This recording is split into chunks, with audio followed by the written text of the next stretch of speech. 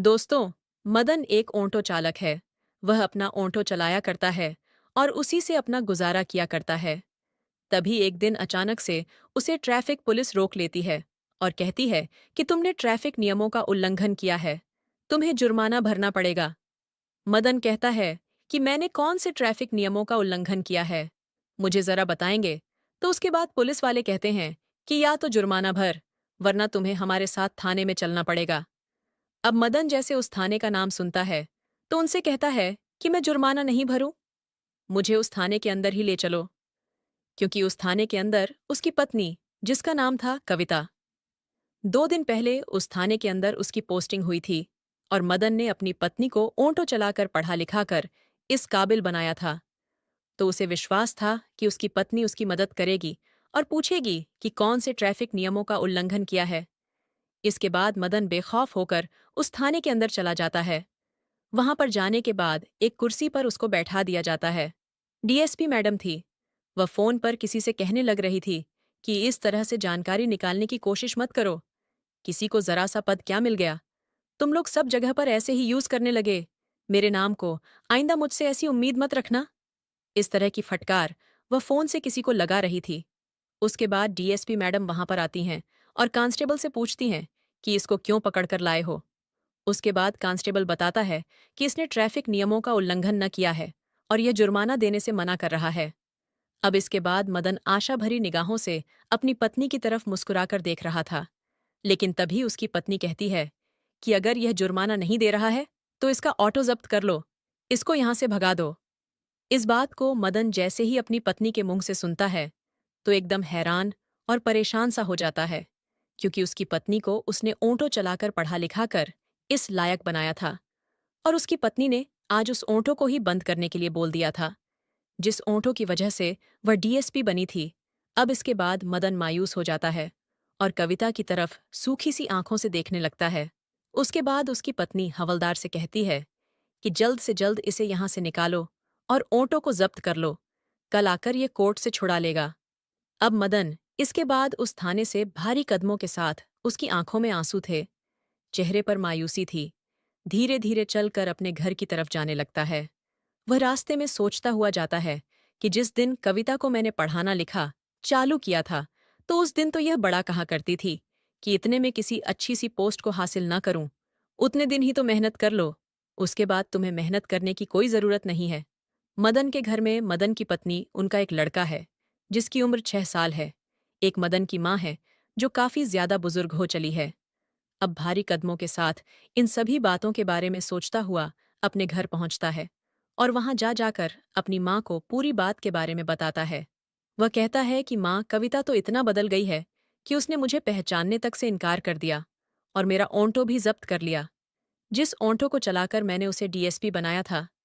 अब इस बात को जैसे उसकी माँ सुनती है तो कहती है कि बेटा, तुम्हें वह दिन तो याद होगा जब कविता की शादी तुम्हारे साथ हुई थी और उसके तीसरे चौथे दिन ही इसने बोल दिया था कि तुम लोगों ने हामी भरी है मुझे पढ़ाने लिखाने की और मेरी पढ़ाई लिखाई का खर्चा तुम्हें उठाना पड़ेगा। उस टाइम पर परिवार की हालत ठीक नहीं थी, लेकिन उस समय भी इसने जबरदस्ती हमसे की थी पढ़ने लिखने के लिए। अब इस बात को सोचकर दोनों माँ बेटे काफी ज्यादा परेशान होते हैं। इधर जो मदन का बेटा था वह अपनी दादी के साथ ज्यादा खेला करता, क्योंकि उसकी माँ को पढ़ाई लिखाई से फुर्सत ही नहीं थी और इसी वजह से वह दादी को सबसे ज्यादा लाड किया करता था। वहीं पर उसके साथ खेला कूदा करता और उसी के साथ ज्यादातर रात को सोया करता। जो कविता थी वह सरकारी क्वार्टर में वहीं पर रहा करती थी जहां पर उसका ऑफिस था, क्योंकि ऑफिस से घर की दूरी काफी ज्यादा थी और उसे वहां पर क्वार्टर मिल हुआ था, तो वह उसी क्वार्टर के अंदर रहा करती थी। अब दूसरा दिन होता है।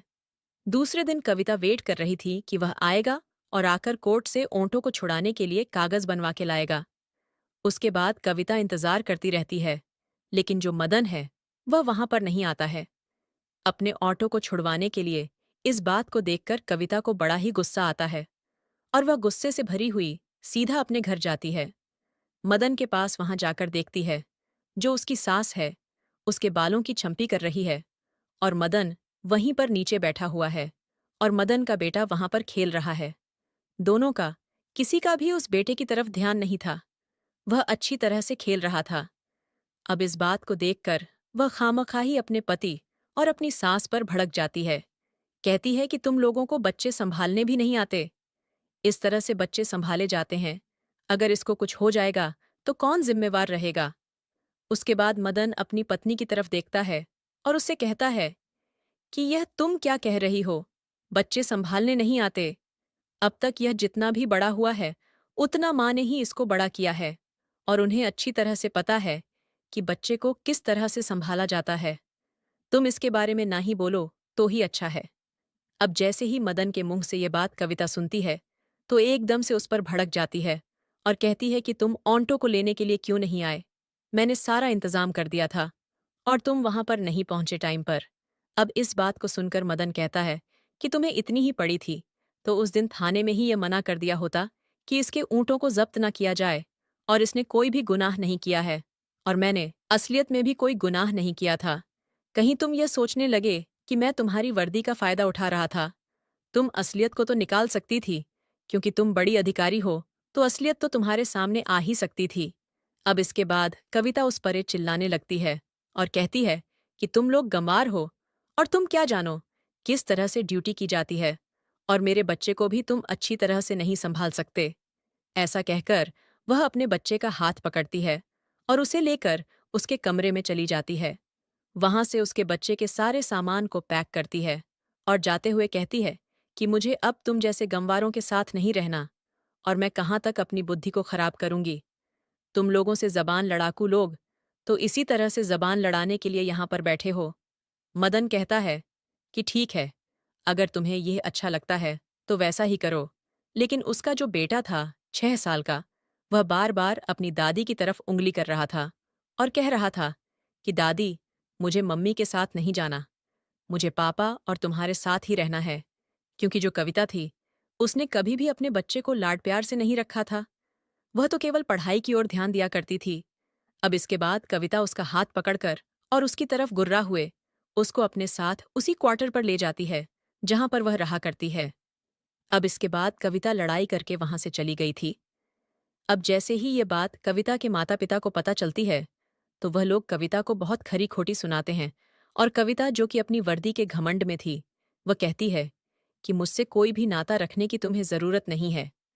अब इस बात को सुनकर जो उसके माँ बाप हैं, वह भी उससे बात करना बिल्कुल बंद कर देते हैं। इधर जो उसका भाई था, वह भी कहता है कि बहन, यह अच्छी बात नहीं है, लेकिन वर्दी के घमंड में वह उसको भी उल्टा सीधा सुना देती है। धीरे धीरे ऐसे ही समय बीतता है। जो कविता है, वह अपने बच्चे को घर पर रखा करती है और एक फुल टाइम मेड उसने रख रखी थी बच्चे की देखभाल करने के लिए। तभी एक दिन दिन के समय जो उसकी मेड थी, वह बच्चे को लेकर मार्केट आई हुई थी और इधर उस लड़के की दादी भी वहां पर आई हुई थी कुछ सामान को खरीदने के लिए। और जैसे ही वह 6 साल का बच्चा अपनी दादी को देखता है, तो अपनी मेड के पास से हटकर सीधा अपनी दादी को जाकर लिपट जाता है। इधर मेड जैसे ही देखती है कि बच्चा कहाँ गया, तो वह उसे इधर उधर ढूंढने लगती है। वह दादी के पास आता है, उसकी आंखों में आंसू थे, और कहता है कि दादी, मुझे तुम्हारे साथ रहना है, मुझे मम्मी के पास नहीं रहना। मम्मी तो एक गंदे से अंकल के साथ रहती है और वह लोग मुझे कभी कभी पीट भी दिया करते हैं। अब जैसे इस बात को उसकी दादी सुनती है, तो वह कहती है कि बेटा, तुम क्या कह रहे हो? मम्मी किस गंदे अंकल के साथ रहती है? तो वह बताता है कि गंदे से अंकल मम्मी के घर पर आते हैं और वह पूरा दिन भर भी रहते हैं। कभी कभी जब छुट्टी का टाइम होता है, लेकिन रोज शाम को जरूर से आते हैं और मम्मी और वह अंकल मुझे पीटते हैं अगर मैं नहीं सोता हूं तो। और उसके बाद मैं सोने का नाटक कर लेता हूँ और मम्मी और वह गंदे अंकल घंटों तक बैठकर आपस में बातें करते हैं और जोर जोर से हंसा करते हैं। इन सभी चीजों को देखकर मैं अंदर ही अंदर से बहुत ज्यादा रोता हूँ और मुझे अब मम्मी के पास नहीं रहना।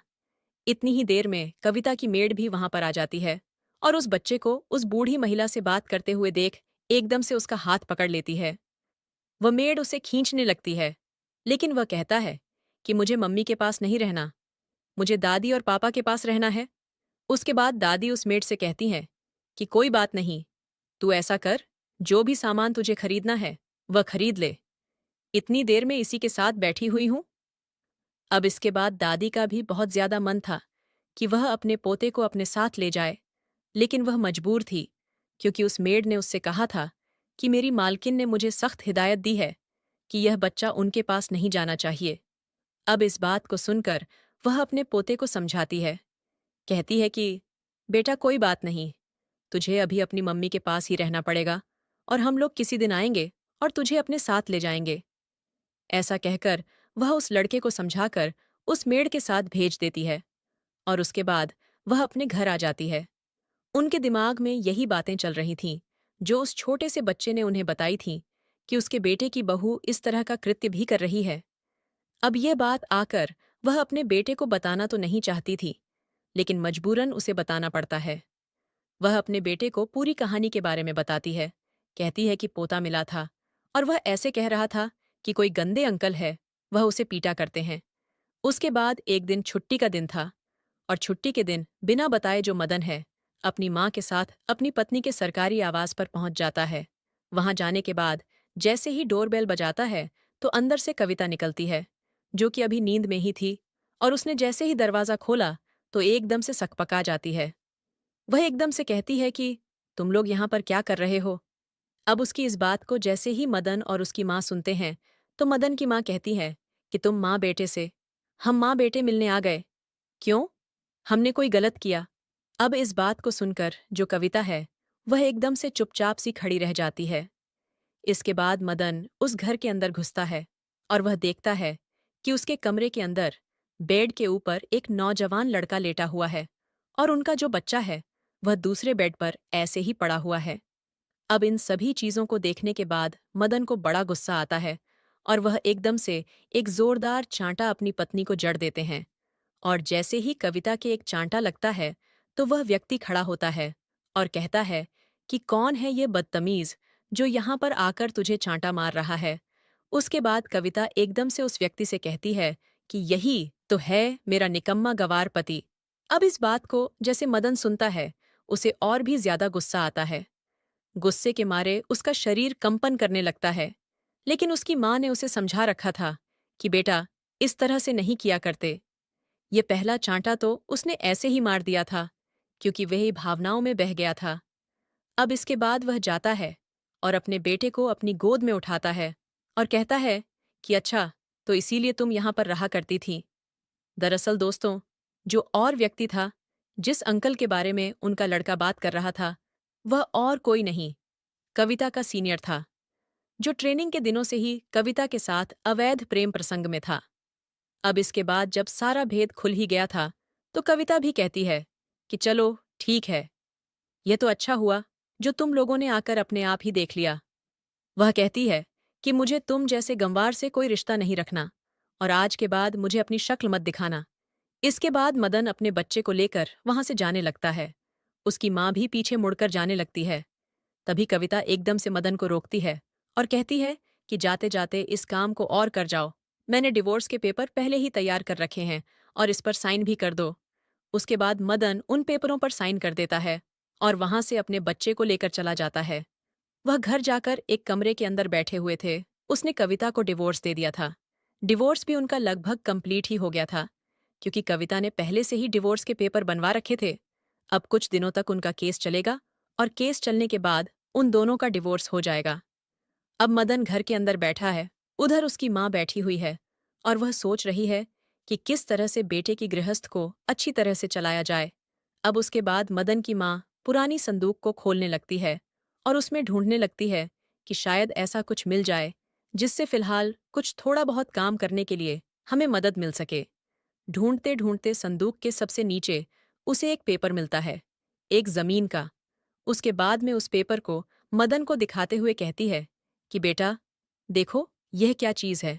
उसके बाद में उसका बेटा उस पेपर को पढ़ता है और उस जगह के बारे में जब पता चलता है तो वह जमीन कई करोड़ रुपए की थी। अब जैसे ही वह जमीन के बारे में उन्हें पता चलता है तो वह लोग उस जमीन को बेचते हैं और उससे करोड़ों रुपए उनको मिल जाते हैं।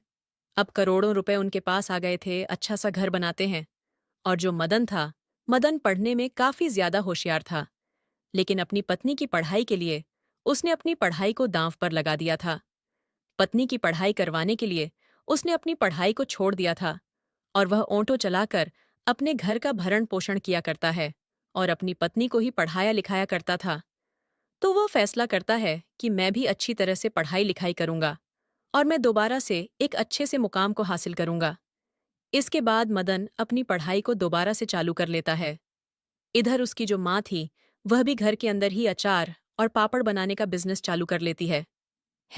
और जो उसके पोते की मेड थी, जिसको उसकी पत्नी कविता ने रख रखा था, उसे मेड को बुलाकर उस घर के अंदर उस बिजनेस को अच्छी तरह से चलाने लगती है।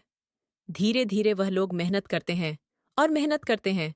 उनका बिजनेस अच्छी तरह से चलने लगता है। पैसे भी उनके पास अच्छे खासे थे। उनका बिजनेस भी चलने लगा था। तो अब मदन को कोई भी प्रॉब्लम नहीं होती है। उसे कमाने की भी कोई दिक्कत नहीं है और वह अच्छी तरह से अपनी पढ़ाई पर फोकस करता है। फोकस करने के बाद लगभग 2 साल के बाद उसका सिलेक्शन एसपी के पद पर हो जाता है।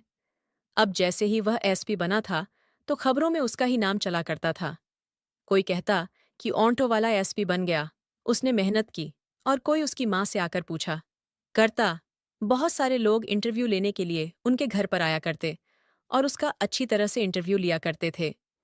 अब एसएपी बनने के बाद उसी एरिया में अपनी पोस्टिंग करवा लेता है, जहां पर उसकी पत्नी की पोस्टिंग थी, और वहीं पर रहकर अपनी ड्यूटी को करने लगता है। इधर जो उसकी पत्नी थी, वह अपने सीनियर अधिकारी से अवैध प्रेम प्रसंग में थी और सीनियर अधिकारी ने उसका एक वीडियो बना लिया था, रिश्वत लेते हुए। और अब उसको बहुत ही ज्यादा टॉर्चर किया करता, बहुत ही ज्यादा परेशान किया करता। और उसको याद आती है अपने उस पति की, जो कभी ऑटो चलाकर उसकी पढ़ाई लिखाई का खर्चा निकाला करता था। लेकिन अब वह करे भी तो क्या करे, क्योंकि उसने अपने पति को पहले ही तलाक दे दिया था। धीरे धीरे समय बीतता है और समय बीतने के साथ साथ जो कविता थी, उसकी हालत बहुत ही ज्यादा खराब हो जाती है।